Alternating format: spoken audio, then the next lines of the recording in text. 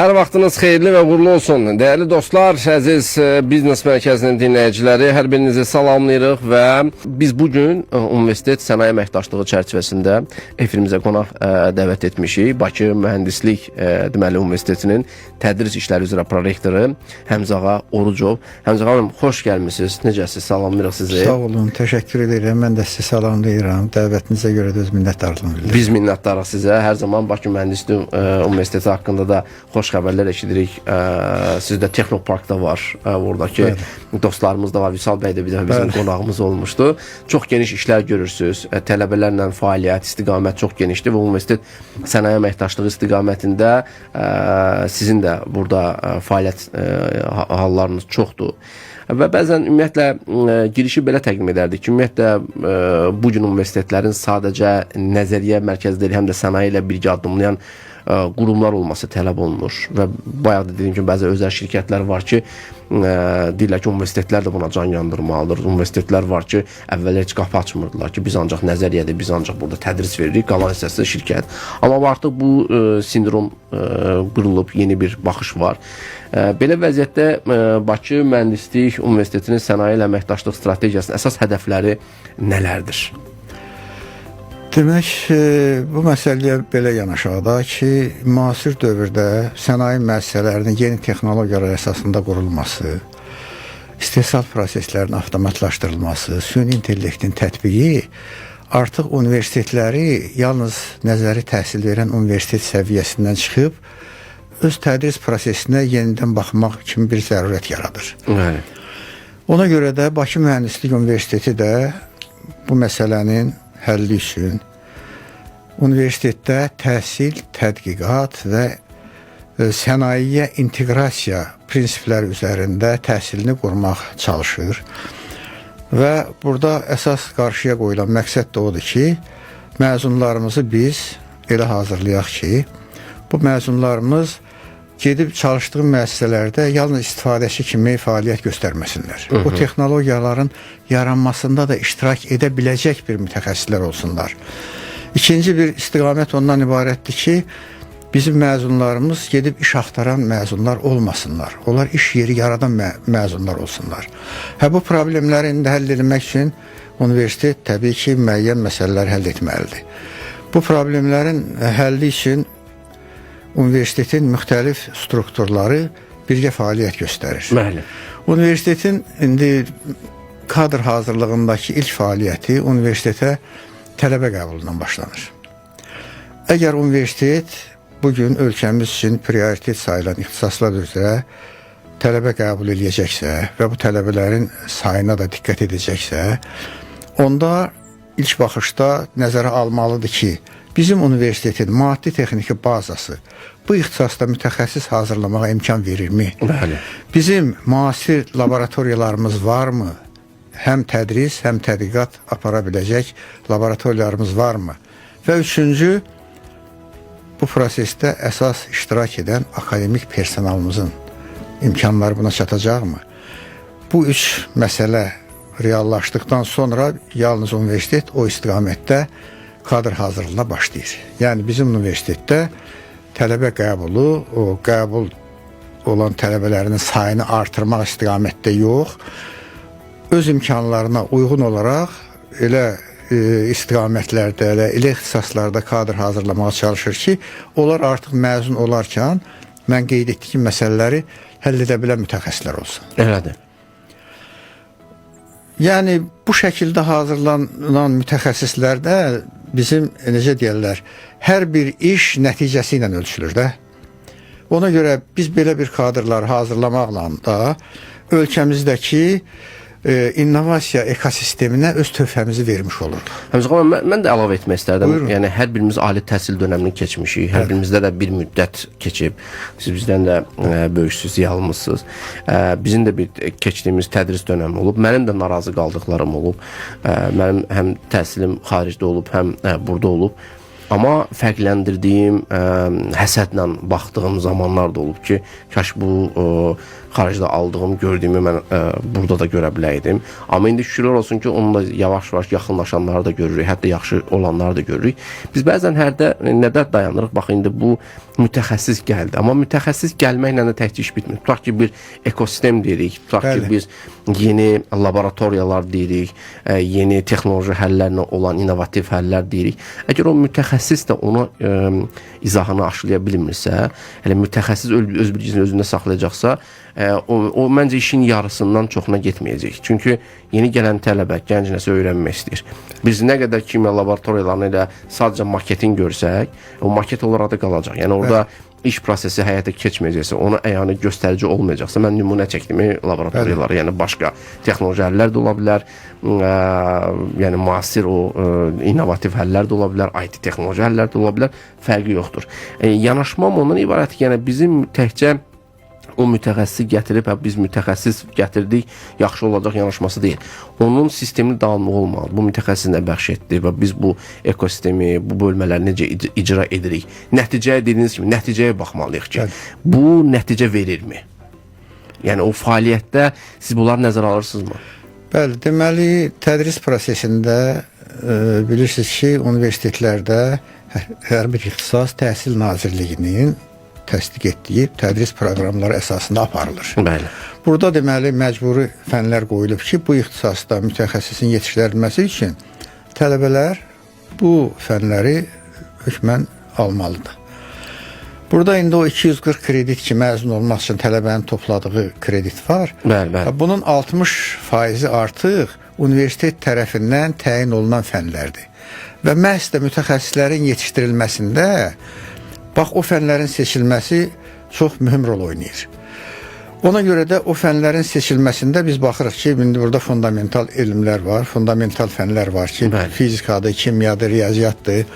Biz bu fənlərin tədrisində çalışırıq ki, təbii ki, orada başqa humanitar fənlər də var.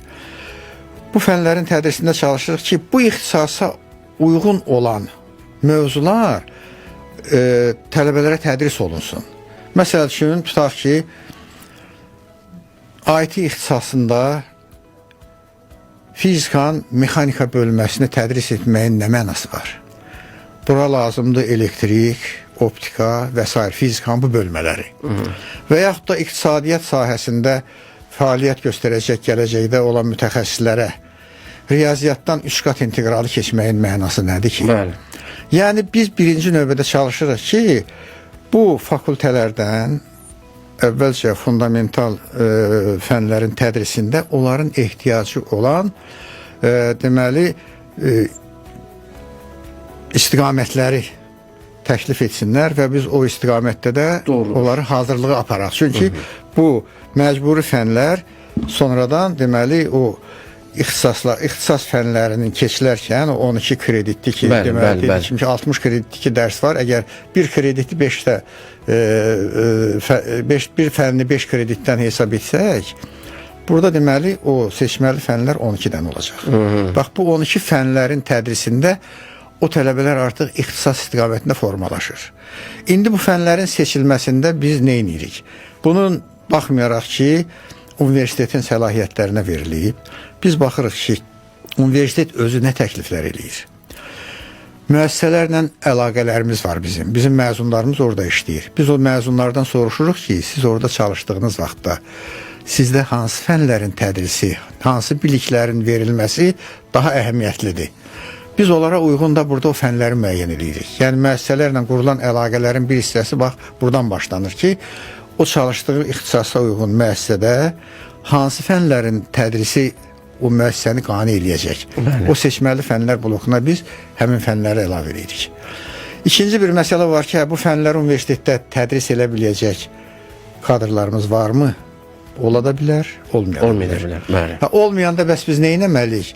Onda həmin müəssisələrdə yetişmiş, təcrübəli mütəxəssisləri dəvət edirik və o dərsin tədrisini onlara həvalə edirik. Yəni ki, burada artıq bir boşluq yaranmır. Yəni, bu bizim elə bil ki, universitet sənaye əməkdaşlığında atdığımız ilk addım olur tədris prosesində. Hə, tədris prosesinin davamında təcrübə gəlir. Biz tələbələri çalışırıq ki, ixtisaslarına uyğun təcrübə keçmək üçün müvafiq müəssisələrə göndərək. Ki, o müəssisələrdə onlar gedib çalışırkən, həm orada ixtisasına uyğun müəyyən bacarıqlar əldə etsin ki, gələcəkdə onlardan istifadə edə bilsin. Bu bacarıqların əldə olunması üçün, deməli, o müəssisələrdə də o tələbələrə şərait yaradılmalıdır. Biz əgər universitet sənaye əməkdaşlığından danışırıqsa, bu əməkdaşlıq hər iki tərəfin istəyi, razılığı və birgə fəaliyyət üzərində qurulmalıdır. Yoxsa biz göndərdik, getdi orada, nə bilim, 3-4 ay təcrübəsini keçdi, bir şey də öyrənmədi, bu mütəxəssis olmayacaq ki. Bəli. Ona görə biz çalışırıq o müəssisələrlə müqavilələr bağlayaq, tələbələrimizi o müəssisələrə göndərək ki, onlar orada müəyyən o nəzəri biliklərini də tətbiq edə bilsin və müəyyən bacarıqlar da əldə etsin ki, artıq o tam bir mütəxəssis şəklində yetişə bilsin. Əla. Və dəyərli dostlar, biz söhbətimizi yenidən davam etdirəcəyik və bugün biz universitet sənaye əməkdaşlığı çərçivəsində danışırıq və nümunə olaraq da Bakı Mühəndislik Universiteti istiqamətinə əsas diqqətimizi buna yönləndirmişik və bizim dəvətimizdə qəbul edib gəldiyi üçün də Həmzə xanıma təşəkkürümüzü bildiririk. Bakı Mühəndislik Universitetinin tədris işləri üzrə prorektorudur və biz indi irəliləyən dəqiqələrdə bu startap layihələri, bax, gənclər üçün açılan imkanlar, tələbə dostlarımız üçün açılan imkanlardan danışacağıq. Söhbətimizi biz davam etdiririk və mövzumuz universitet sənaye əməkdaşlığıdır və bu istiqamətdə biz bugün əsas istiqamətimizi hər dəfə bilirsiniz ki, mütəmadi olaraq bizim universitetlərdən də qonaqlarımız gəlirlər, iştirak edirlər və bu dəfə istiqamətimiz Bakı Mühəndislik Universiteti ilə bağlıdır və həmin universitetin tədris işləri üzrə prorektoru Həmzə Orucovla söhbətimizi davam etdirək. Hazırda əmək bazarı çox sürətlə dəyişir və tədris planlarınızın bu dinamikaya, yəni işə götürənlərin real tələblərini uyğunlaşdırması prosesi necə tənzimlənir? Mən indi o haqda bir neçə kəlmə dediyim ki, tədris planlarımızın bir hissəsi artıq məcburi Təhsil Nazirliyi tərəfindən qoyulan tədris proqramlarıdır və bunun içərisində də o seçməli fənlər blokunda da biz müəssisələrin istəyi, arzusu və tələbi ilə olan fənləri qoyub tədris edirik. İndi Bakı Mühəndislik Universiteti gənc bir universitetdir. Heç hələ 10 illikdə bu yaxınlarda tamam olacaq. Bəli. Amma bu universitet gənc olmasına baxmayaraq son illərdə bir xeyli uğurlara imza atıb, çoxlu yeni laboratoriyalar qurulub, ikili diplom proqramları həyata keçirilir. Bizim Koreya Demokratik Respublikası ilə ikili diplom proqramımız var. Bu bir mərhələdə ölkə prezidentinin sərəncamı ilə fəaliyyətini göstərdi. Bu il başa çatdı. Yəni 2025-ci ildə, 24-cü ildə başa çatdı və artıq ikinci mərhələ içində bu proqram davam edəcək. İmzalanmaq mərhələsindədir. Digər tərəfdən biz indi dünyanın ən inkişaf etmiş texnologiyalara sahib ölkələrindən biri Çindir. Məsələn, Çinin universitetləri özü də ki, Koreya təcrübəsi oldu, indi Çinlə davam edirik. Bəli, indi Koreya ilə də davam edirik o layihəmizi, amma Çin Respublikasının da ən top universitetləri ilə biz müqavilələr bağlamışıq. Hal-hazırda bizim 12 tələbəmiz orada 3 ixtisasda bakalavr təhsili, magistr təhsili alırlar. Və mən qeyd eləmək istəyirəm ki, çox maraqlısı odur ki, bizim tələbələrimiz çox istedadlıdırlar. Gənclərimiz çox istedadlıdırlar. İstəklidirlər. İstedadlı və istəklidirlər. Onlar orada, məsələn, əlaqə saxlayır, onlardan çox razılıq eləyirlər.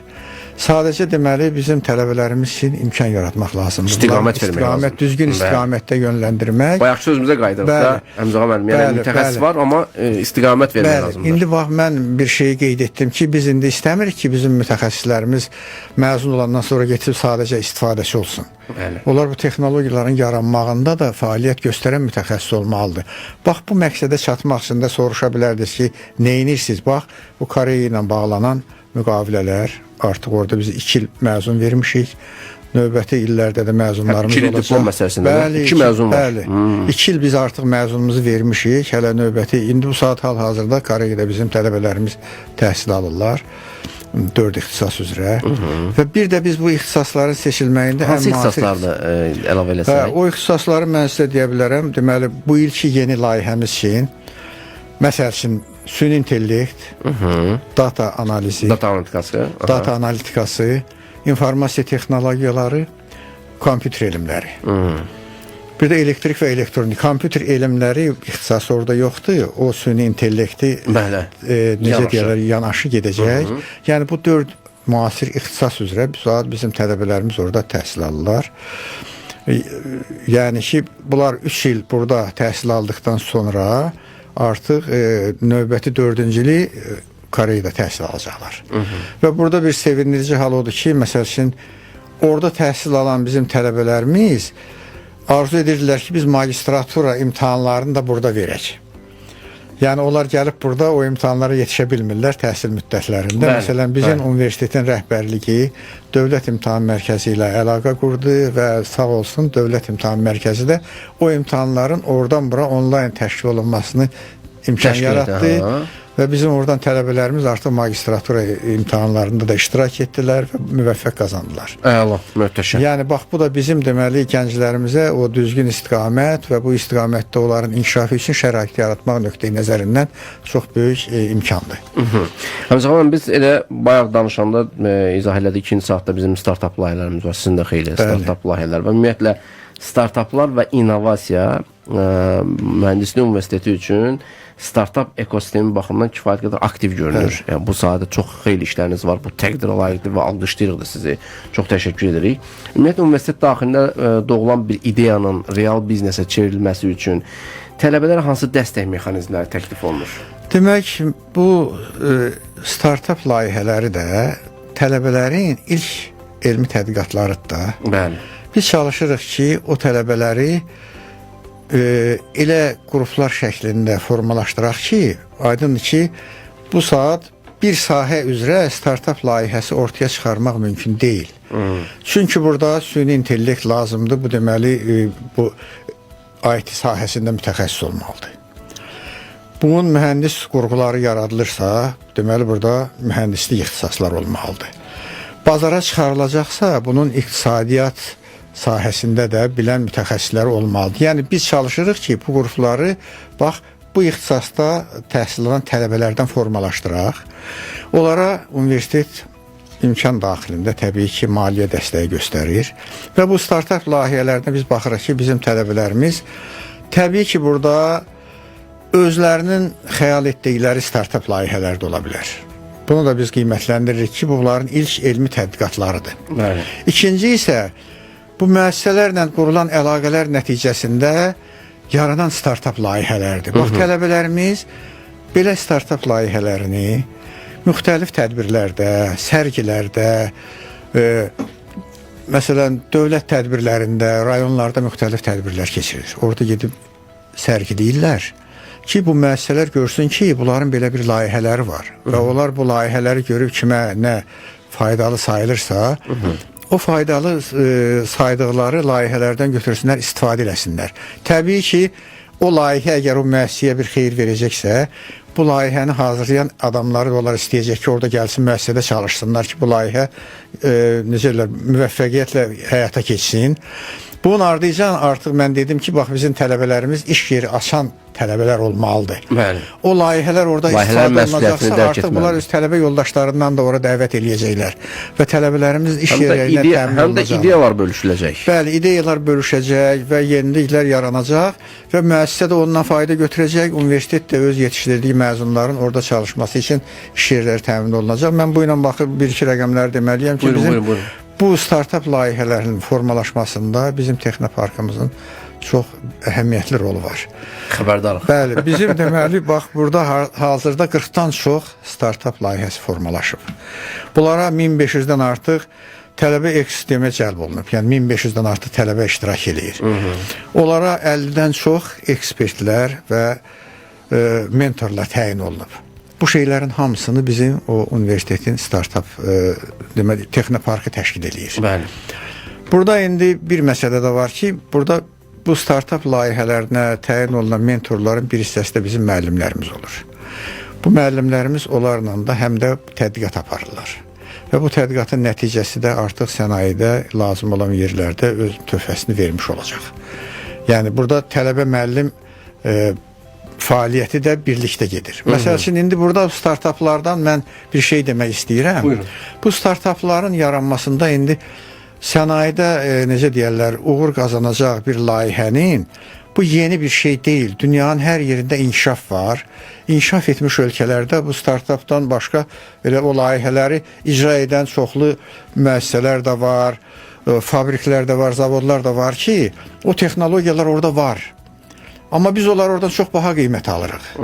Bizim məqsədimiz odur ki, onları bizim yerli sənaye müəssisələrimizə uyğun elə startaplar hazırlayaq ki, onlardan bizim ölkəmizdə elə daha oradan gedib baha qiymətə texnologiya almayaq, elə öz startaplarımızın vasitəsilə onları ucuz qiymətə istifadə edək. Həm də gələcəkdə mütəxəssis yetişəcək, həm də təkcə texnologiya amil deməyək də, gələcəkdə baha qiymətə, daha böyük məbləğlərlə mütəxəssis də bura dəvət etməkdir. Elə qoy mütəxəssisimiz də burada yetişsin. Bəli. Sabah data analitikası ilə bağlı deyəndə qoy bura mütəxəssislərə yetişsin, yerli şirkətlərimizə belə dəstək olsunlar. Bəli, indi baxın, Rüfət müəllim, demək, bugün süni intellektdən hamı danışır. Süni intellekt nədir? Bu bir yeni, ən müasir texnologiyadır. Bu texnologiya insan görəcəyi işlərdən artıq bir iş görə bilməz. Bunun üstünlüyü nədədir? Bunun deməli çox böyük həcmli məlumat bazası var. Bəli. İnsan bu bazanın hamısını beynində yerləşdirib ondan istifadə edə bilməz. Bu bazadan alınan məlumatları insan ala bilsə də, onun təhlili onun üçün çox çətindir. İnsanın elə bir imkanı yoxdur ki, də həmçinin təhlil eləyib, bəli, oradan bir qərar vermək lazımdır. Doğru. Bax, bu süni intellekt o bazadan məlumatları götürür. Bəli. Baza nə qədər geniş həcmli olarsa, o təhlili qısa bir müddətdə apara bilib, düzgün qərar verə bilir. Qısa bir müddətdə qərar qəbul edə bilir. Amma bu o demək deyil ki, o süni intellekt bəzən deyirlər insanı əvəz eləyəcək. O insanı heç vaxt əvəz eləyə bilməz. Çünki insanın yaratdığı bir məhsuldur. Bu bir texnologiyadır. Sadəcə olaraq çox geniş imkanlara malikdir ki, bu məlum olan bazadan məlumatları götürür, emal eləyir və qısa bir müddətdə qərar verə bilir. Ona görə də bax, bu süni intellektdən tətbiqi dedikdə biz çalışmalıyıq ki, hara tətbiq edirsə, orada onun məlumat bazası geniş olsun. İndi ölkə daxilindəki startaplardan deyilir. Qalanın o özü təhlil eləyəcək. Çünki o problemlərin hamısının həlləri var. Amma insan o həllərin hamısını bilə bilmir ki. O bütün onu ilə bağlı həlləri götürür, təhlil edir, ən optimalını seçir və qərar verir. İndi siz dediniz, mən indi biraz əvvəl bizim tələbələrdən də burada gördüm, startup layihələrindən təqdim edəcəklər. 2 dəqiqəlikdə onu ilə bir söhbət elədim. Deyirəm ki, indi sizin məsələn startup layihəsiz nədən ibarətdir? Dedi ki, biz indi müəssisədə istehsal olunan məhsulun, fermerin istehsal etdiyi məhsulu alıcıya çatdırmaq məsələsi ilə məşğuluq və burada çalışırıq ki, o daşınma məsələsində o məhsulun xarab olmaması üçün hər dəqiqə alıcı gözləyir ki, məhsulun keyfiyyətinə təsir edən temperatur düzgündürmü? O xarab olub, olmayıb. Bu problemlərin həlli ilə məşğulu. Mən dedim ki, indi çox gözəl bir məsələdir bu. Bu iqtisadiyyatda belə bir məsələ var. Adına deyirlər nəqliyyat məsələsi. Dedim, bax, bu nəqliyyat məsələsi də sizin bu məsələ ilə əlaqədar bir məsələdir. Nədən ibarətdir? Tutaq ki, ölkəmizdə 5 yerdə müəssisə eyni bir məhsul istehsal eləyir və bütün respublikanın regionlarına bu paylanmalıdır. İstehsal olunan məhsulun indi hansı müəssisədən hansı regiona nə qədər daşınmaq söhbəti var. Hardan hara nə qədər daşınmalıdır ki, daşınma xərci minimum olsun. Bu xərc, indi mən deyirəm ki, bu məsələ bax sözlə dedim, bu məsələ necə həll etmək olar? Bu məsələ həll olunması üçün bu riyazi modelləşməlidir, riyazi həlli tapılmalıdır və ondan sonra qərar verilməlidir ki, hansı müəssisədən hara nə qədər daşımaq lazımdır. Bu startup layihəsi o nə edir? Dedim ki, bax, siz bu məsələ ilə də məşğul olun. Amma bu mənim dediyim elementar hissəsidir. Sadə versiyası. Sadə versiyasıdır. Niyə görə? Ola bilər ki, biri buradan, nə bilim, məhsulu ucuz alacaq. Amma daşınma xərci o qədər baha olacaq ki, bunun yolu daşlıqdır, torpaq yoludur, yerişli yoxuşludur. Biri də, nə bilim, buradan ucuz alacaq, baha alacaq, amma asan yolla aparacaq, daha ucuz satacaq. Yəni, bu da bir layihədir. Bunun da üzərində işləmək lazımdır. Amma indi bu layihənin, bu nəqliyyat məsələsi adlanan bu məsələnin təkcə kənd təsərrüfatına deyil, Digər sektorlara, bəli. Tibbə birbaşa təhsil Digər sahələrə də. tətbiqi var. Ondan sonra kənd təsərrüfatı, o ərazilərin bizim bir startap layihəmiz də var da. Biliyorum, kənd təsərrüfatı ilə bağlı ki, ölkənin regionlarında hansı sahələrdə hansı məhsulu yetişdirmək məqsədə uyğundur. Torpaq məsələsi. Bu peykdən alınan bəli, info bilirəm. məlumatlar əsasında orada torpağın münbütlüyüdür, hansı yerdə o əkilə bilər. Əkilməlidir, nə bilim günəşin təsiridir, ondan sonra suvarma sistemlərinin olmasıdır, zərər vericilərə qarşı mübarizə aparmaqdır. Bu da bir layihədir. Burada da süni intellektdən istifadə olunub. Amma süni intellektdən necə istifadə olunub? O torpağın tərkibi öyrənilib, o dediyimiz şərtlər yoxlanılıb orada. Yəni o bazı məlumatlar yığılır, sonra təhlil olunur və bundan sonra artıq onun tətbiqinə başlanılır. İndi süni intellektin tətbiqi ilə məsələn ölkəmizdə indi ağıllı kəndlər yaradılıb da, ağıllı. Bəli, ağıllı. Ağıllı kənd ancaq yüksək texnologiyalarla, sensorlarla, yanıb sönən işıqlarla ancaq yaşayış məskəni məqsədi ilə yaradılmır ki. Elədir. Burada o şərait, o kəndlərdə yaşayan insanlar kənd təsərrüfatı ilə məşğul olmalıdır. Əkin sahələrində, həmin bax o bizim kənd təsərrüfatı məhsullarının istehsalı ilə məşğul olan layihələrin icrası ilə məşğul olmalıdırlar. Doğrudur.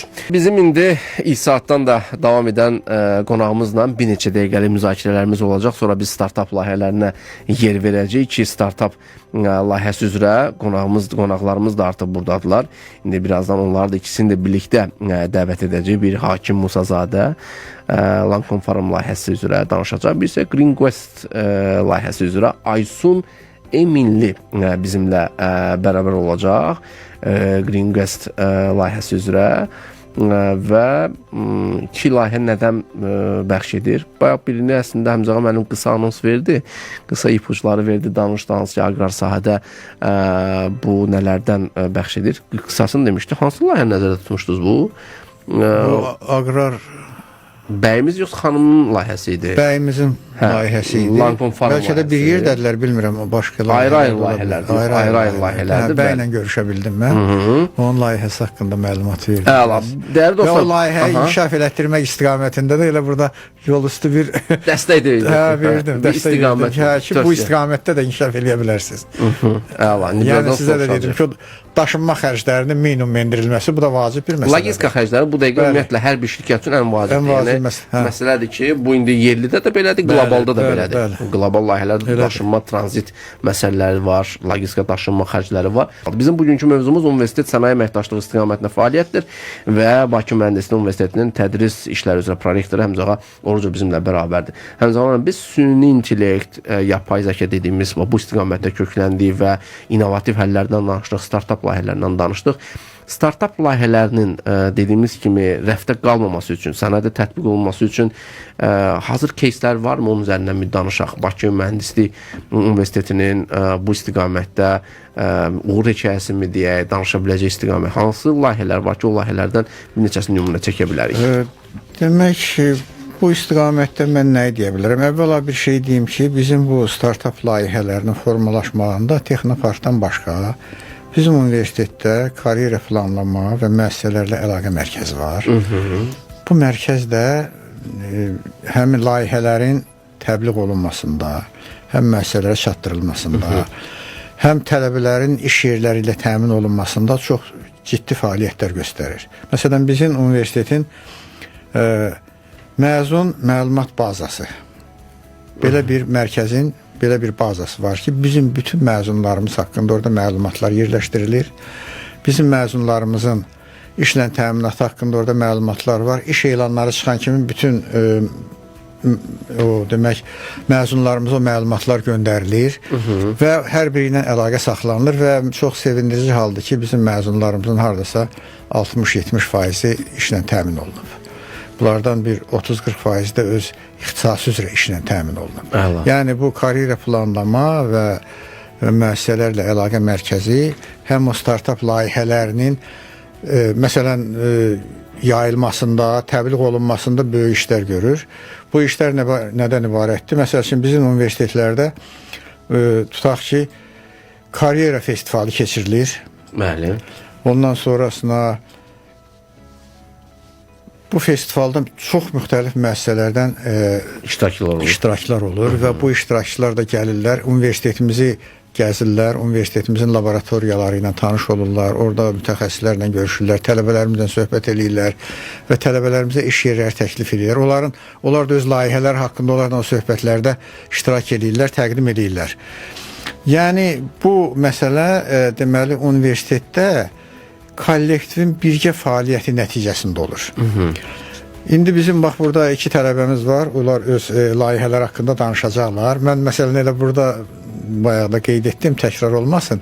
Onun apardığı startup layihəsinin başqa bir istiqamətdə inkişafına da istiqamət verdim ki, bu istiqamətdə də apara bilərsiniz.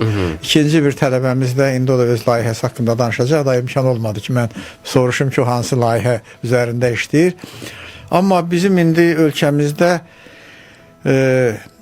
aqro sənayemiz əlbəttə çox inkişaf eləməlidir. Çünki qida istehsalı, ərzaq çatışmamazlığı, su ehtiyatlarından qənaətlə istifadə eləmək. Bəli. Bu istiqamətdə aparılan işlərdə də bizim universitetimizin tələbələri startup layihələr edirlər. Bizim məsələn çox böyük şirkətlərlə əlaqələrimiz var. BP şirkəti ilə, tutaq ki, Azərsun Holdingla. Ondan sonra burada mən bir çoxlarını da qeyd eləyə bilərəm. Sokar, məsələn, Norm şirkəti var, sement istehsal edən şirkətlərlə. Bunlarla qurulan əlaqələrimiz çox demin hamısı reklama gedir deyə elə nəzər alın bizdə. Çəkmək də olmaz, mən bilmədim. Yəni deyirəm ki, çoxlu müəssisələrlə əlaqələrimiz var. Və burada əsas mənə deyəsən mən oxuyaram. Əsas məsələ ondan ibarətdir ki, bizim bu startup layihələrimiz universitet sənaye əməkdaşlığında çox mühüm rol oynayır və bizim bu layihələrimiz də müxtəlif sərgilərdə, tədbirlərdə, dövlət tədbirlərində hətta göstərilir ki, müəssisələr təqdim olunur və onlar da demək müəssisələr bu startup layihələrindən hansılardan ki faydalanmaq mümkündür, onların imkanlarından istifadə edirlər. Burada indi mən bir şey də demək istəyirəm. Burada universitet rəhbərliyi elmi tədqiqata çox diqqət ayırır. Rektorumuz xüsusilə ki, elmi tədqiqat olmadan təhsilin inkişafı ola bilməz. Tədqiqat olmayan yerdə layihə də olmayacaq. Məsələn, bizim universitetimizin müəllimlərinin 5 dənə patenti var ki, hansı o elmi tədqiqatları nəticədə artıq patentləşdirilib. 6 dənə bizim layihələrimiz var ki, onlar davam edirlər müxtəlif müəssisələrlə. Hətta onlardan biri məxfi, necə deyərlər, patentdir. Adını çəkmək istəmirəm. Çəkmin, yaxşı. Yəni, dediyim odur ki, bizdə bu universitet sənaye əməkdaşlığı kollektivin birgə fəaliyyətinin nəticəsidir. Bəli. Bu birgə fəaliyyətin də olması üçün kollektivin rəhbərliyinin çox böyük rolu olmalıdır. Universitetimizin rektoru orada elə bir mühit yaradıb ki, hamımız eyni bir işə xidmət eləyirik. Universitetin inkişafına, ölkəmizdə iqtisadiyyatın inkişafına, ondan sonra bu startup layihələri vasitəsilə universitetin təqdim olunmasına, məqalələrin yazılmasına. Yəni qısa desə hədəf nöqtəsi birdir. Hədəf nöqtəsi birdir və hamımız o hədəfə gedirik. Mən bir şey qeyd edeyim ki, məsələn, indi bizim çoxlu sayda vaxtı ilə Azərbaycandan getmiş mütəxəssislərimiz var. Dünyanın müxtəlif ölkələrində çalışırlar və onlar orada hər biri bir sahədə mütəxəssis kimi yetişib. Bəli. Artıq o ölkələrə fayda verirlər. Bizim indi dünya Azərbaycanlı alimlərinin bir birliyi yaranıb. Onu da sədri Məsud Əfəndiyevdir, riyaziyyatçıdır. Mən yaxşı tanıyıram. Bəli. Biz rektor Məsud Əfəndiyevlə universitet kollektivinin və o dünya Azərbaycanlıları o qurumun iştirakçıları ilə bir onlayn tədbir keçirdik bu yaxında. Və bu tədbirdə biz onlardan dedik ki, siz bizim universitetin inkişafına, dünyada tanınmasına, ölkəmizdə iqtisadiyyatın, sənayenin inkişafına nə töhfə verə bilərsiniz? Və mən çox sevindirici halda qeyd etmək istəyirəm ki, onlar buna tam məmnuniyyətlə dedilər ki, biz əlimizdən gələni eləməyə hazırıq. Onlar gəlib, indi belə danışdıq ki, gəlib biz də burada master-class dərslərdə verə bilərlər. Müəyyən bir fənnin tədrisi ilə gəlib burada Azərbaycana gəlmək imkanları olduqda bizim Təcrübələrini bölüşə bilərlər. Təcrübələrini göstərə bilərlər. Dissertasiya işlərinə ortaq rəhbərlik eləyə bilərlər. Yaxşı Yəni halda. bunların hamısı bizim deməli universitetin ölkəmizin inkişafına, sənayesinin, iqtisadiyyatının inkişafına verdiyi töhfələrə fokuslanıb. Ki bu fəaliyyətlər nəticəsində Bakı Mühəndislik Universiteti gənc olsa da bu qədər fəaliyyətləri həyata keçirir. Müəllim, sizə təşəkkür edirik. Dəvətimizi qəbul edib gəldiyiniz üçün çox böyük minnətdarlığımızı bildiririk və çox sağ olun deyirik. Birazdan söz tələbə dostlarımızın olacaq. Startup layihələrindən danışacaqlar. Sizə də çox sağ olun və minnətdarlığımızı bildiririk. Mən də öz növbəmdə Araz FM proqramının təşkilatçılarına, rəhbərliyinə, belə bir görüşü keçirdiyinə görə, məni dəvət etdiyinə görə universitetimizin adından öz təşəkkürümü bildirirəm və düşünürəm ki, sizlə olan əməkdaşlığımız da davam edəcək. İnşallah. Çox böyük təşəkkür edir və yeri gəlmişkən bizim ayın 11-də, aprel ayının 11-dəki tədbirdə Bakı Mühəndislik Universiteti geniş heyətlə bizim tədbirimizdə iştirak edəcəklər. Həm orada sahibkarlarla görüş, həm master klassımız olacaq və öncəliklə buradan da sizin timsalınızda bütün Bakı Mühəndislik Universitetinə təşəkkür edirik ki, siz orada həm tələbələrlə, həm müəllim heyətindən iştirak edəcəksiniz və bu şəraitə görə də sizə minnətdarlığımızı bildiririk və burada hər biri bir yeni imkan atacaq və bunun üçün də minnətdarıq sizə. Çox sağ olun deyirik. Mən də sizə təşəkkür edirəm. Minnətdarıq. Dəyərli dostlar, Bakı Mühəndislik Universitetinin deməli tədris işləri üzrə prorektoru Həmzə Orucov bizimlə bərabər idi. Həmzə müəllimlə sağollaşacaq, amma tələbə dostlarla birazdan startup layihəsini davam etdirəcəyik. Efirimiz devam edir. Dəyərli dostlar, söz verdiyimiz kimi artıq startupçı dostlarımız bizim yanımızda əslində buradaydılar. Sadəcə indi onların zamanıdır layihələrini təqdim etməyə və dediyimiz kimi biznes mərkəzində il boyu belə startup layihəçi dostlarımızla sizləri görüşdürəcəyik. Aylıq, həftəlik bacardığımız qədər hətta çalışacaq ki, ondan da artıq edək. Bugün indi artıq iki qonağımız, iki dostumuz bizimlə bərabərdir. Hakim Musazadə, Lancome Farm layihəsinin rəhbəridir. Green Guest layihəsinin, yəni yaşıl qonaq layihəsinin rəhbəri də Aysun xanımla bizimlə bərabərdir. Aysun Eminli. Hər iki dostumuz xoş gəlib. Xoş gəlmişsiniz. Necəsiz? Xoş gördük. Yaxşıyıq. Siz necəsiniz? Sizlər necəsiniz? Təşəkkür edirik. Əlayıq. Layihələriniz də xeyirli uğurlu olsun. İlk saatımızda da, hətta ikinci saatımızın bir neçə dəqiqəsində də Həmzə müəllim də məlumatlarını təqdim etdi, danışdıq startup layihələrindən.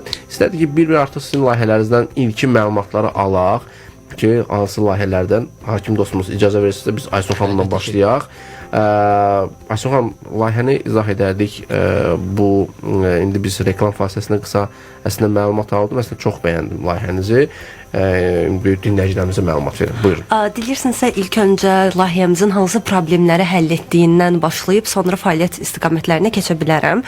Bildiyimiz kimi müasir dövrdə insanlar urbanizasiyanın gətirdiyi stressdən uzaqlaşmaq, təbiətlə təmaslı olmaq və yerli mədəniyyətləri kəşf etmək ehtiyacları daha da artmışdır və bu kontekstdə alternativ turizm sahələrinə, xüsusən də kənd turizminə olan maraq daha da artıb və Azərbaycanın da dağ və təbiət baxımından zəngin bölgələrə malik olduğunu nəzərə alsaq və buna görə də əslində böyük potensiala malik olduğunu nəzərə alsaq, bu sahədə özünü daha da inkişaf elətdirə bilər. Sadəcə biz baxdığımız zaman gördük ki, problem nədir? Hələ də yerli xidmət təminatçıları ilə şəhər sakinləri və turistlər arasında effektiv rəqəmsal körpü tam olaraq qurulmamışdı və biz də dedik ki, niyə bu körpünün qurulmasına bir töhfə də bizdən olmasın və belə deyim, biz gedib Azərbaycanın fərqli regionlarında yerli təminatçılarla danışdıq və onlardan eşitdiyimiz bəzi cümlələr var idi. Məsələn, hər kəs eyni məhsulu satır, alıcı azdır, satış alınmır. Turistlər azdır. Deyirlər ki, bəzən Azərbaycanın elə gözəl bölgələri var ki, turistlərin heç elə yerlər olduqlarından ümumiyyətlə xəbərləri olmur və ənənəvi turizm mərkəzləri var da, çoxu turist ora gedir. Aha, bəli. Və deyir gənclər şəhərə gedir, kənddə işləyəcək adam qalmır və ən önəmlisi biz məhsulumuzu necə sosial mediaya çıxardıb, necə insanları toplayacağımızı bilmirik. Bu da öz bərabərliyində. Aha, bəli. Bu da öz bərabərliyində aqroturizm fəaliyyətlərinə əlçatanlığın azalmasına gətirib çıxardır. gənc sakinlərinin bazara çıxış əlaqə problemləri və ən önəmlisi urbanizasiya və iqtisadi bərabərsizliyin yaranmasına gətirib çıxardır və biz bütün bu problemləri həll edən bir vahid rəqəmsal platforma təklif etdik. Hansı ki platformamız hal-hazırda mövcuddur. App Store və Play Marketdən girib rahatlıqla yükləyə bilib istifadə edə bilərlər. Bəli, yaşıl qonaq. Yəni yükləyərək onlar da bizim bir yaşıl qonağımız ola bilərlər. Və 3 istiqamətdə fəaliyyət göstərir. Birincisi bizim aplikasiya vasitəsilə ekoloji cəhətdən təbii və təzə kənd məhsullarını birbaşa əldə edə bilərlər. Digəri, məsələn, bir həftə sonra dostları ilə Azərbaycanın hər hansısa bir regionuna qalmağa getmək istəyirlər.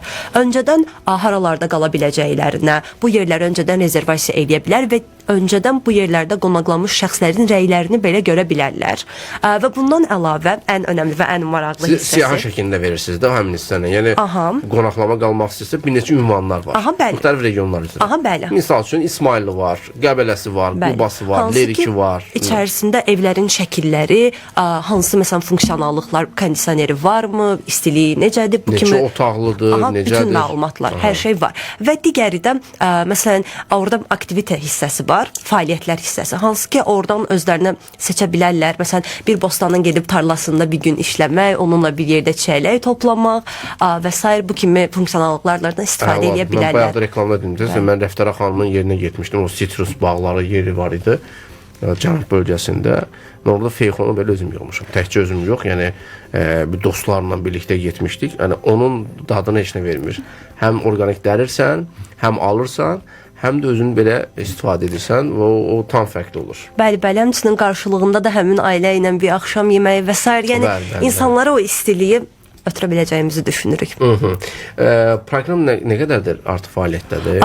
Hal-hazırda 7-8 aydır ki var. Hansı ki biz bu yolda bizə bir çox şəxslər, bir çox qurumlar və s. dəstək olub. Hansı ki bunlardan biri məsələn elə universitetimizin özü, Aqrar İnnovasiya Mərkəzi və s. olmuşdur. Biz hakatonlarda, yarışlarda və s. iştirak edərək, bəli, ASİP hakatonunda ikinci yer tutub, sonra orada inkubasiya proqramına qalaraq, inkubasiya proqramını bitirdikdən sonra birinci yer tutmuşuq. Hansı ki bu yarışlardan külli miqdarda məbləğlər qazanmışıq və bu məbləğlərin hamısını da layihəmizi inkişaf elətdirmək istiqamətində yönləndirmişik. Əla. İndi növbəti davam nədir? Bu layihənizin ardıcıllıq, bax deyirsiniz ki, getmişik, yer də tutmuşuq, gəlir də qazanmışıq və onu yenidən layihə həsr etmişsiniz. Növbəti mərhələlərdə nə kimi yeniliklər var? Günümüzdə AI-ın həyatımıza bu qədər çox daxil olduğunu nəzərə alsaq, artıq yavaş-yavaş proqramımızda gələcək görüşlərimizdə AI-yı daxil etməyi düşünürük.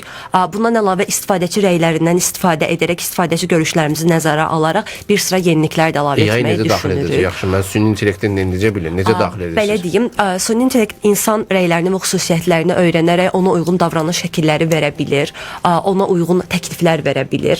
Yəni bu tip. Sizə yazanda artıq siz o məsələn, kimi düşünə bilərsiniz, sosial media, Instagramın keşfət Discovery bölməsi kimi düşünə. Nəyə çox baxırsınızsa sizi öyrənir və ona uyğun qabağınıza çıxardır bu şəkildə. O mən hərdən deyirəm ki, bizim ruhumuzu sanki hiss edir. Nəyi düşünürüksə doğrudan. Bir axtarış bölümündə qarşımıza o çıxır. Əgər mən tutaq ki, bugün qida ilə bağlı nəsə düşünmüşəmsə və ya nəsə axtarış vermişəmsə, önümə ancaq kənd sərvəti çıxır və ya da qida məhsulları çıxır. İnşaatla bağlı düşünmüşəmsə, qarşıma laminat çıxacaq. Misal üçün deyirəm, siment çıxacaq. Ən çox belə hallar çıxacaq. Bu 7-8 aylıq bir periodda bütün bölgələri əhatə edə bilmisiniz? Demək olar ki, hə.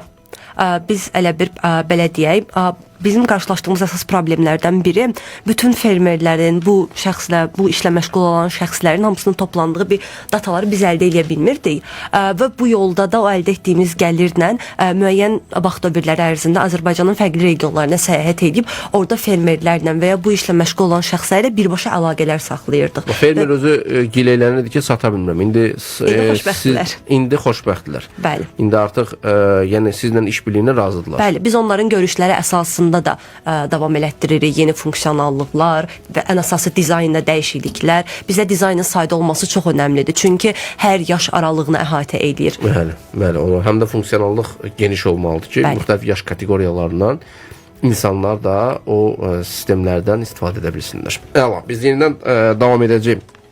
Aysun xanım sizinlə və ki, salaq Hakim bəyə, Hakim Musazadə, sizi də xoş gördük. Xoş gördük. Sizin layihənizi tanıyaq. Bizim layihəmizin adı Lancome Farmdır. Lancome adını Lənkərandan alır. Lənkəran əhalisi əksərən onu Lancome deyir.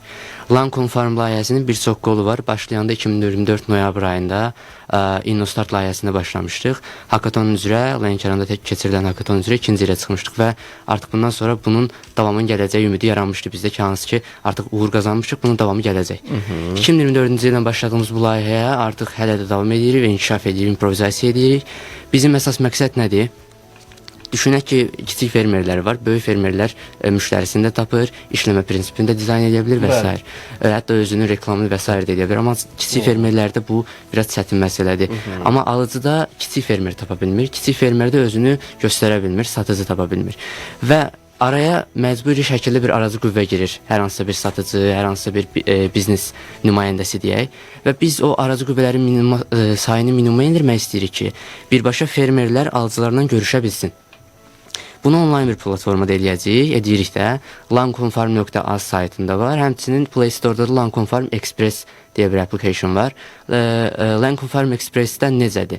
Bu hər hansısa bir məhsulun bir yerdən başqa bir yerə çatdırılması deyə bir algoritm qurmuşuq. Paylaşımlı yük daşıma algoritması. Bu bir iş gün ərzində fermerdən alınan məhsulun alıcıya bir iş gün ərzində yönləndirilməsini təmin edir. Və həmin prosesləri də Lancome Farm Express application-da idarə etmək mümkündür. Bundan əlavə həmin transportasiya zamanı, həmin nəqliyyatdan bir A nöqtəsindən B nöqtəsinə ötürülən zaman, həmin o nəqliyyatda əgər yol uzundursa, artıq yolun uzunluğundan da asılıdır, həmin o məhsulun tələf olma ehtimalı, bir hissəsinin ziyan olma ehtimalı yaranır nisbətən. Biz buna da bir çarə tapmışıq. Həmin o nəqliyyatların baqaj hissəsinə miniatür bir soyucu sistemi, ağıllı soyucu sistemi dizayn eləmişik. Hətta bunun artıq prototipi də var və bu prototipin nəticəsində Rebuild Qarabağ hackathonunda bu yaxınlarda keçirilmişdi. Qalib çıxdıq birinci yerə. Ondan sonra yenə danışaram. Və bu ağıllı soyucu sistemlər vasitəsilə biz artıq o nəqliyyatda uzun müddətli, nə qədər uzun müddətli olursa olsun, o tərəvəzin, o meyvənin, o məhsulun təzə qalmasını təmin edirik. Eyni ilə də daxilinə yerləşdirdiyimiz müəyyən hissələr var. Gün gedir, yoxsa həftə falan, saat nəzər alırsınız? Normalda bizim verdiyimiz garantiya gündür. Amma yolun uzunluğundan asılı olar. Məsələn, bu yaxınlarda Bakıda təbii bir fəlakət baş verdi və bu barədə müəyyən yollar barəsində problemlər yarandı. O problemləri nəzərə almadan biz qarantiyanı gün ərzində veririk. Və həmin gün ərzində də o maksimal dərəcədə onun tərs saxlanılması üçün bu sistemi dizayn eləmişik ki, normal soyuculardan fərqi olsun. Fərqi nədir bəs? İndi deyəcəksiniz ki, içi soyutma sistemidir, eynidir. Ancaq fərqi buradadır ki, biz bunu nisbətən daha IoT proyektinə keçirmişik. Yəni necə? İçərisinə sensorlar daxilləmişik və aktuatorlar. Həmçinin bu sensorlarda aldığı datanı emal edir və bunu Lancome Farm saytı vasitəsilə və ya Express appi vasitəsilə həm alıcıya, həm fermerə yönləndirir ki, hazırda sənin məhsulun hardadır, vəziyyəti necədir, təzədirmi, temperaturu hal-hazırda nə qədərdir və içərisində rütubət nə qədərdir. Bundan əlavə də irəliki məqsədlərimizdən biri də budur. Adi soyucularda bunlar yoxdur? Normal soyucularda hər hansısa bir istifadəçiyə uzaqdan məlumat verməz. Həmçinin bu miniatür soyucusundan normalda aldığımız soyucular böyük olur, bagaja sığmır.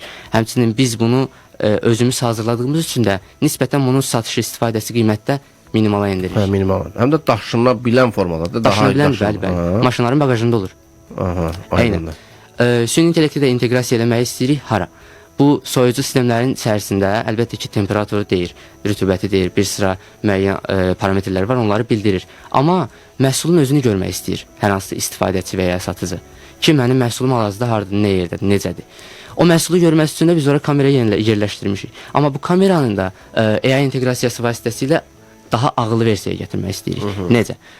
Daha öncə əslində məşhur bir startupdır. Bu, bir çox proyektlərdə falan istifadə eləmişdilər. Hər hansısa bir bitkinin rover vasitəsilə, bir robot vasitəsilə bitkiyə yaxınlaşır, kamerası vasitəsilə həmin o bitkinin üzərindəki, ləçəyinin üzərindəki ləkələri görür. O ləkəyə uyğun misal üçün o bitkinin hansı xəstəliyə malik olduğunu və buna hansı, deyək ki, pestisidin, gübrənin və s. lazım olduğunu təyin edir. Bunu süni intellekt vasitəsilə edirdi. Biz də buna bənzər bir şey fikirləşdik. Dedik ki, bu məhsulun hal-hazırda özünü skan eləsin, zaten kamerası var. Amma AI vasitəsilə bunu emal eləsin datasını və bunu anlasın görək bunun hal-hazırdakı vəziyyəti həqiqətən necədir. Bunu eləməyə çalışırıq. Hələ ki AI inteqrasiyası dediyim kimi hələ eləməmişik, amma kamerası var və görüntüləmə mümkündür. onu da daha ağıllı versiyaya gətirəcəyik. Bundan əlavə biz 55-ə yaxın işçi fermer və s. ilə əməkdaşlıq edirik. 40-a yaxın könüllü işçi qüvvəmiz var deyək, könüllü qüvvəmiz var. Onu da 2025-in dekabr ayında qeydiyyata açıq saxladıq. Çox keçmədi, bir ay keçəndən sonra artıq qeydiyyatı bağladıq və həmin təmsilçilər və iştirakçılar arasında 40 nəfəri, 40 ən yaxşı nəfəri seçdik ki, artıq bizlə bərabər, Lancome Farm ailəsi ilə bərabər könüllü fəaliyyətini göstərsin. Bu müddət ərzində də dediyim kimi 2 illikdir də, 2 ildir də bu layihə var. 2024-cü noyabrında ikinci ili tamam olacaq. Tamam olacaq. Aha, Yaxşı layihədir. Bax, mən bir fikir cəlb edir. Yaxşı layihədir. Fermerlə birbaşa alıcıya o təmin etmək üçün daşına bilən soyuducular dediniz ki, bu sizə müddət də verirsiniz, əmanət də verirsiniz. Tutaq ki, əgər onun sayı çoxdursa, onun kiloqramı sayı, daşına bilən bagaj hissəsindən qədər deyil, daha artıqdır. Məsələn, mənim sifarişim daha çoxdur. Və onu necə təşkil edirsiniz bəs? Daha çox istifadə edəcəyik o zaman. Yox, bilirəm. Təbii ki də yəni bu bir istəyidir bu. Yəni o daha çox sifarişə, bagaj sifarişinə daha çox siz daxil soyuducular desə daşına biləndir. Var ki, daha bayaq dediniz ölçüsü böyüdür. Bizim üstünlüyümüz odur ki, daha ölçü biz daha kiçik ölçüdədir və qiyməti uyğundur. Amma indi bu yaxşıdır bir tərəfdən və saxlanıcı da dediniz ki, əladır və biz onun keyfiyyətdə qalması təmin edir. Amma mənim sizin bu formatda işinizə sifarişim çoxdur. Bunu necə təmin edirsiniz bəs? Onu da dediyim kimi paylaşımı yüksək alqoritması vasitəsilə artıq orada məsələn hazırki vəziyyətdə sifarişiniz çoxdursa, o zaten saytda böyük ehtimalla qeyd olunacaq ki, filan qədər limit var. Və yaxud da ki, filan gün ərzində o zaman sizə daşıma veriləcək. Onu bilməsin. Yəni bunlar limitlə ola bilər. Bəli, limit. Müəyyən bir limitə verməlidir. Bir hissəsi gedəcək, bir hissəsi də növbəti günə tutaq ki, qalacaq. Bəli, elə olmalıdır. Ya da ki, nəqliyyatın sayını artıracağıq və bir gün içərisində əgər təcil edilsə, daşımanı yenə həyata keçirəcəyik. Bu var, iki variantı var. Bəli. Təcil deyilsə hissəli daşınma, təcil edirsə bir neçə nəqliyyatdan daşınması həyata keçir. Yəni bu bir neçə nəqliyyatla eyni anda daşınması üçün də gücünüz varmı? Əlbəttə ki, bu barədə dediyim kimi biz 60 minə yaxın artıq satış eləmişik. Xarici bazarda buna qatıram və dediyim kimi işçi qüvvələrimiz, könüllülərimiz və s. var. Yəni bu barədə xarici bazar hansı bazardır? Məsələn, ərəb ölkələrini satış eləmişik. Ərəb ölkələri deyərkən, məsələn, Birləşmiş Ərəb Əmirlikləri və s. Dubay ola bilər. Bu ölkələrdə məsələn satış eləmişik və növbəti hədəfimiz də budur, türk ölkələri arasında belə türk ölkələr. Bəli, türk dilli ölkələr arasında belə ticarəti artıq daha asan və rahat versiyaya gətirək. Əsasən yəni aqrar sahədəki. Aqrar sahə. Bəli. Aydındır. Əla. Dostlarımıza təşəkkür edirik və son olaraq da Hakim bəy və Aysun xanım, sizin iştirak etdiyiniz layihələr, hansı ki əldə olan nəticələr, təbii ki bu müddət ərzində nəticələriniz var. İstədik ki, onlar barədə qısa məlumatlarınızı çatdıraq. Mən əslində bayaq nəticələr barəsində məlumat vermişdim. Yer tutulmuş hakatonlar və s. Olar ki, təcrübə proqramımız haqqında əlbəttə. Bayaq bəy qeyd etdikdən sonra yadıma düşdü ki, mən onu qeyd eləməmişəm. Bizdə bir sıra təcrübə proqramları olur, hansı ki fəaliyyət göstərən bir IT komandamız var və burada IT-nin müxtəlif sahələri üzrə özlərinə təcrübə proqramları tapa bilərlər və bu təcrübə proqramları vasitəsilə bizim layihəmiz üzərində işləyə bilərlər, bir sıra yeni biliklər əldə edə bilərlər və əgər onlar öz işlərində uğurlu olarlarsa və bizdə də həmin zaman o sahə üzrə vakansiya olarsa, komandamıza qoşulub bizlə birlikdə davam edə bilərlər və bundan əlavə biz hal-hazırda investor axtarışındayıq və onu qeyd etmək istəyirəm ki, əgər bizi dinləyən, layihəmizi bəyənən və bir qatqıda bulunmaq istəyən, daha dərindən öyrənmək istəyən şəxslər varsa, bizimlə əlaqə saxlasınlar, çox sevinərik. Hansı ki, LinkedIn və ya Instagramdan elə Green Guest yazaraq bizi tapa bilərlər. Əla, mükəmməl. Dəstək olun dostlar. Buyurun, Hakim bəy. Mən bayaq iştirak elədiyimiz bir yarışmanı dedim, amma digərlərini demək yadımdan sadəcə. InnoStart layihəsi ilə bizim başlanğıc Origin hissəmiz deyə bilərəm. InnoStart layihəsinin Lənkəranda keçirilən InnoStart layihəsində ikinci yerə layiq görülmüşdü. Ondan sonra başladı bu, deyək ki, bu proqramın davamı və bundan sonra uğurlar. Bəli, bu uğurlar deyə bilərik əslində. InnoStart layihəsinin sonra Bakıda olan yarışması var idi. Orada da yenə ilk onluqda öz yerimizi tutmuş və nominasiya almışdıq. Bundan əlavə ən son keçirilən Rebuild Qarabağ hakatonu var idi. Qarabağın tərəqqisi naminə deyə bir proqram. Xəbərim var. Bəli. O Rebuild Qarabağ hakatonunda da yenə biz birinci yerə layiq görüldük və birinci yerə layiq görülən komandaya vəd edilən WUF 13 World Urban Forum Dünya Beynəlxalq Şəhərsalma Forumunda da iştirak hüququ qazandıq və bu yaxınlarda səhv eləmirəmsə may ayına təsadüf edir, iştirak hüququ qazanmışıq. Və bayaq vurğulamağı yenə unutmuşdum, onu da vurğulamaq istəyirəm. Biz Aqrar İnnovasiya Mərkəzinin təşkil etdiyi bir sıra bootcamplərdə də iştirak eləmişik. Xaçmaz bootcampi Quba, bundan əlavə olsa elə işğaldan azad olmuş ərazilərdə də Şuşada və Xankəndində keçirilən bootcamplərdə iştirak elədik və orada da bir sıra fermerlərlə danışma fürsətimiz oldu. Stendlərimizdə öz məhsullarımızı və gələcək planlarımızı nümayiş etdirmə hüququ da qazanmış olduq. Ən sonunda da Kənd Təsərrüfatı Nazirliyində də yenə öz layihəmizi təqdim etmə hüququ qazanmışdıq. Əla.